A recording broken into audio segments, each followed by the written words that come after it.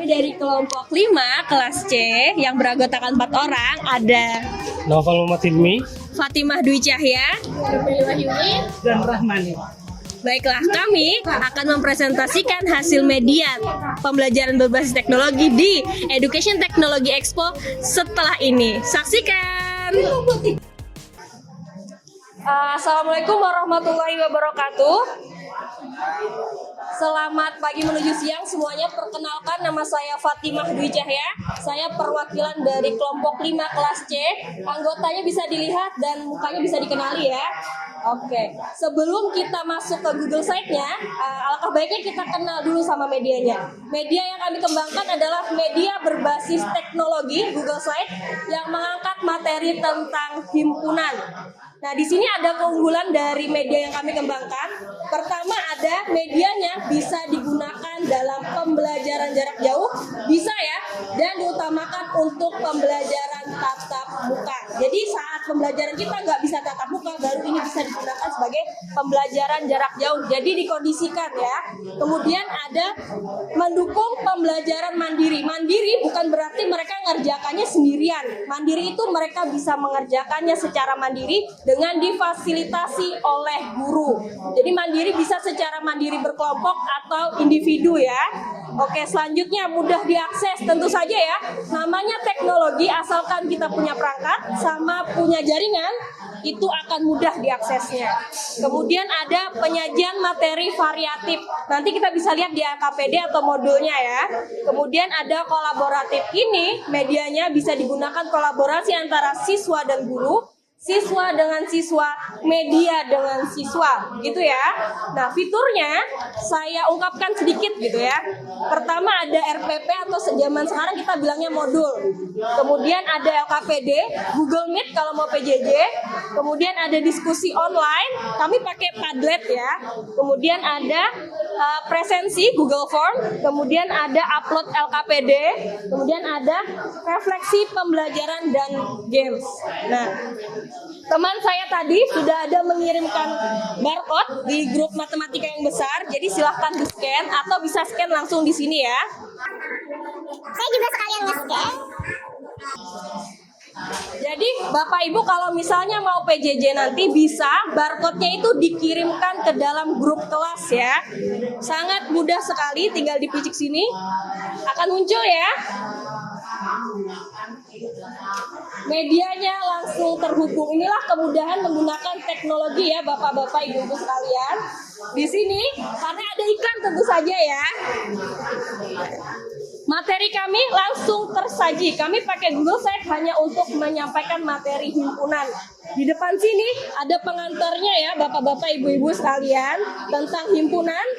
Kemudian ada button, 3 button yang isinya ada modul, LKPD, dan diskusi online-nya. Kemudian ada yang membuat atau menyusun media ini. Kemudian ada buttonnya Bapak Ibu, bisa pakai button yang di sini atau bisa yang sebelah sini ya. Tampilannya akan sedikit berbeda kalau pakai laptop. Apa namanya? Button yang di samping dia akan berubah di atas. Jadi menyesuaikan perangkat yang dipakai. Jadi bisa kita klik RPP atau modul terlebih dahulu ya. Sudah, langsung ke laman modul. Bisa kita pilih di sini ya Bapak-bapak, Ibu-ibu. Kami memakai semua yang bisa digunakan di Google ya. Kami pakai Google Drive untuk mengupload LKPD modulnya. Modul pertama, kami akan ada 2 aktivitas. Yang pertama ada membahas materi himpunan, kemudian cara menyatakan himpunan. Ketiganya ada cara menyatakan himpunan dengan diagram pen. Kita kembali ke modul yang kedua ya. Jadi Bapak Ibu sekalian, kalau ingin menggunakan media ini pada pembelajaran sangat bisa karena sudah disediakan modulnya. Modul yang kedua sama, materinya yang beda ya Bapak Ibu. Yang kedua ada kardinalitas, ada himpunan bagian, dan himpunan kuasa. Kami menggunakan model kolaboratif ya, dan menggunakan namanya Discovery Learning. Sudah sering dengar ya? Oke. Nah yang ini Modul ketiga kami membahasnya tentang operasi pada himpunan dan juga sifat-sifat pada himpunan. Nah, karena kita akan membahas tentang LKPD, jadi kita bisa ke button LKPD-nya atau bisa ke panah yang ke bawah gitu ya kalau di HP. Nah, LKPD 1, kalau pembelajarannya pakai jarak jauh, di sini ada Google Meet-nya ya. Google Meet. Kemudian ada presensinya. Ada LKPD, ruang diskusi, upload LKPD-nya, refleksi, dan yang menyusun LKPD-nya. Kita ke LKPD 1 ya. Nah, di LKPD 1 kalian akan melihat dua aktivitas. Aktivitas pertama, pakai video konten di YouTube ya, tentang keluarga. Himpunan apa artinya, ada yang tahu nggak himpunan? Himpunan itu kelompok ya Bapak-bapak Ibu-ibu. Jadi kita dikenalkan sama kelompok keluarga. Nah, di aktivitas kedua saya pakai cerita tentang circle pertemanan ya. Pakai geng gitu kalau zaman dulu. Nah, itu untuk media yang digunakan di LKPD 1. Fungsinya apa? Fungsinya untuk membantu mereka mencari informasi dan mengisi LKPD-nya begitu. Kita ke LKPD 2 ya. Nah, LKPD 2 isinya sama. Yang berbeda cuma di isi LKPD 2-nya, Bapak-bapak. Nah, di sini ada sedikit perbedaan. Kami menggunakan media pembelajaran interaktif. Di sini ya. Kalau bentuknya PDF bisa langsung Bapak Ibu klik di sini. Nanti akan mengarahkan ke media pembelajaran yang kami buat. Ini tentang hutan kota ya Bapak-bapak Ibu-ibu. Hutan kota Palangkaraya ceritanya. Jadi siswa bisa menekan button let's go-nya gitu. Ada musiknya juga. Itu ya. Bisa dicoba Bapak Ibu ya. Setiap mereka menekan gambar hewannya, nah akan muncul seperti itu. Dan juga aktivitas kedua juga menggunakan media yang sama. Kemudian di LKPD 3 sama, isinya cuma dibeda di LKPD-nya. Aktivitas pertama dia pakai media yang sama hutan kota tadi. Ya, aktivitas kedua dia pakai konten YouTube tentang sifat-sifat himpunan yang dibuat oleh teman kami sendiri dan diupload ke YouTube. Nah, Bapak Ibu, di situ ada ruang diskusi kalau pembelajaran ingin dilakukan secara jarak jauh. Bisa kita buka ya. Pernah dengar Padlet? Padlet gambarnya agak mirip Instagram ya Bapak Ibu di sini. Jadi mereka bisa nge-like atau melakukan komentar kalau mereka mau diskusi secara online gitulah. Kemudian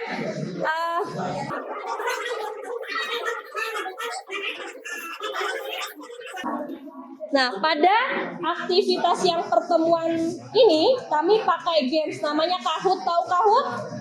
Tahu, pernah ya? Jadi kami ingin menggunakan game ini untuk meningkatkan motivasi belajar mereka di pertemuan selanjutnya gitu. Makanya kami bikin di akhir pertemuan. Nah, karena kita harus tahu ya umpan balik dari siswanya. Di sini ada ruang refleksi pembelajaran agar siswa juga bisa mengomentari pembelajaran yang mereka lakukan. Nah, di sini terakhir ada referensi. Karena yang kita buat itu bukan hasil dari kita sendiri, tentunya kita ada referensinya ya. Media bukunya, PMM yang kita gunakan itu semuanya kami tuliskan di sini. Jadi Bapak Ibu yang ingin menggunakan jadi tahu sumbernya dari mana. Itu tadi ya Bapak Ibu, silahkan coba-coba medianya dan dikomentari nih kalau aja ada saran masukan yang bisa kami terima dan kami kembangkan lagi. Sekian, terima kasih, dilanjutkan dengan sesi tanya jawab ya. Baik, terima kasih Saya perwakilan dari kelas B, kelompok 5 dari kelas B. Di sini saya ingin memberikan sedikit saran untuk yang telah dikembangkan. Luar biasa yang sudah dikembangkan mulai dari teknologi yang digunakan, tetapi kalau ini digunakan dalam bentuk pembelajaran jarak jauh atau PJJ, sepertinya sebagai peserta didik akan sedikit bingung dalam menu bagian samping.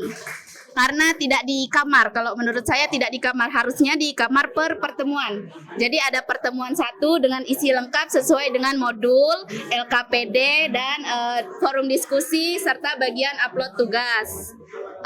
Lalu di bagian LKPD, yang saya lihat dari kelompok sebelumnya dan sebelumnya juga semua menggunakan Google Drive, yang mana LKPD-nya diupload dalam bentuk PDF. Jadi kalau misalnya dalam pembelajaran jarak jauh atau PJJ, otomatis siswa harus ngeprint atau menulis di buku.